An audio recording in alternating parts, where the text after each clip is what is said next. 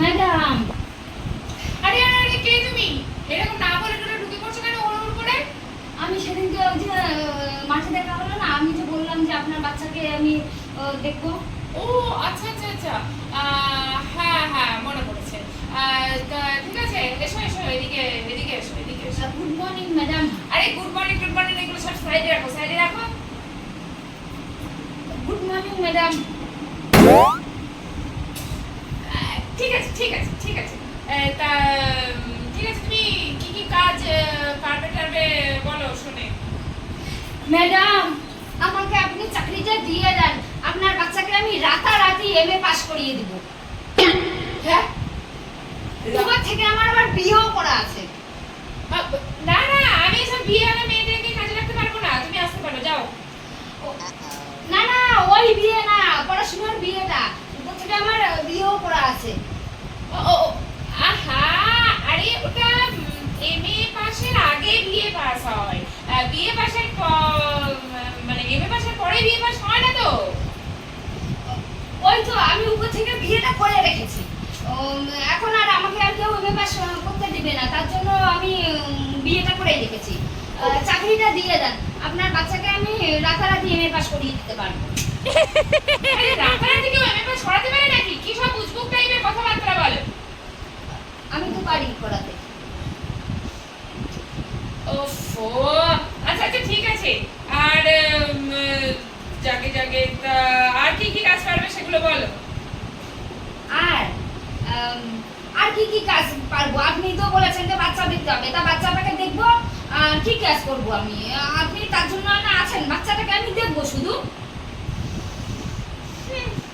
আচ্ছা ঠিক আছে ঠিক আছে, তা এক কাজ করো, আজকে না হয় থাক, তুমি না হয় অন্যদিন এসো। অন্যদিন আবার কেন আসবো? আম, উম, আপনারা একেবারে একটু বড়লোক হয়েছেন বলে একেবারে আমাদের মতন গরিবদের আপনারা এত একেবারে ইয়ে করেন। জানেন তো আমার শরীরটা অতটা ভালো না, তবুও এত আপনাকে ইমপ্রেস করার জন্য ভালো জামা টামা পরে টরে একটু সেজে গুজে আসলাম। যদি আপনি ইয়ে হন, আমাদের মতন গরিব মানুষকে আপনারা একেবারে পাত্তাই দিচ্ছেন না। না, আপনার মেয়ে বাচ্চাকে আমি একেবারে রাতারাতি এমএ পাস করিয়ে দিব। শোনো, এই আমাকে দেখছো, আমার এই মানে আমার মতন জায়গায় পৌঁছাতে গেলে কতটা সময় লাগে তুমি জানো? হ্যাঁ দাঁড়াও, হ্যাঁ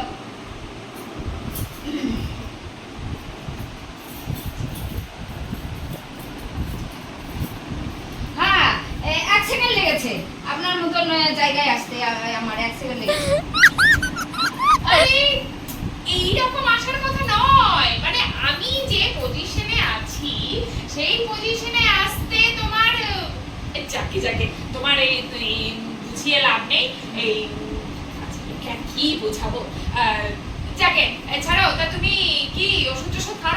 জানেন তো, আমি বলছি যে আমার দুদিন থেকে শরীরটা এত খারাপ লাগছে, এত খারাপ লাগছে। নইলে আমি তো একটা মুষ্টানটার মতন আপনার বাচ্চাকে গার্ডও দিতে পারি, কিন্তু দুদিন থেকে শরীরটা অনেক দুর্বল হয়ে গেছে। আর ডাক্তারের কাছে যেই ডাক্তার কয়টা ডাক্তার পাল্টানা, 4-5টা ডাক্তার পাল্টিয়েছি, সবাই শুধু আমাকে ঠকাচ্ছে, টাকাগুলো শুধু নিচ্ছে আর খাচ্ছে।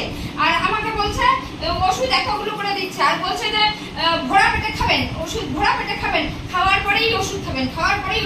আমি যদি ভাতগুলো যদি খেয়ে পেটটাই পাই, তাহলে ওনার ওষুধটা আমি কখন খাবো? এটা ঠিক বলেন তো? আমার শুধু টাকাগুলো নিয়ে নিচ্ছে, আর তার জন্য ভাবছি আজকে আর একটা ডাক্তারকে দেখাবো। হ্যাঁ ঠিক আছে ঠিক আছে, তুমি যে কি আমি বুঝতে পেরে গেছি, হ্যাঁ সব ভালো করে বুঝতে পেরেছি। শোনো, এক কাজ করো, এই অসুস্থ শরীর নিয়ে তো কাজ টাজ হবে না, তুমি আজকে বাড়ি চলে যাও।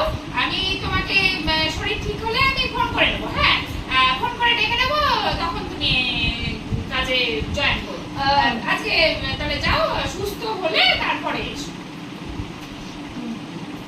তা অ্যাডভান্স কিছু পাওয়া যাবে?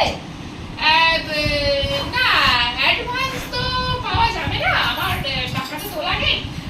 তোকে আমি ডেকে নেবো, তুমি চিন্তা করো না, তুমি যাও, আজকের মতো যাও। ঠিক আছে,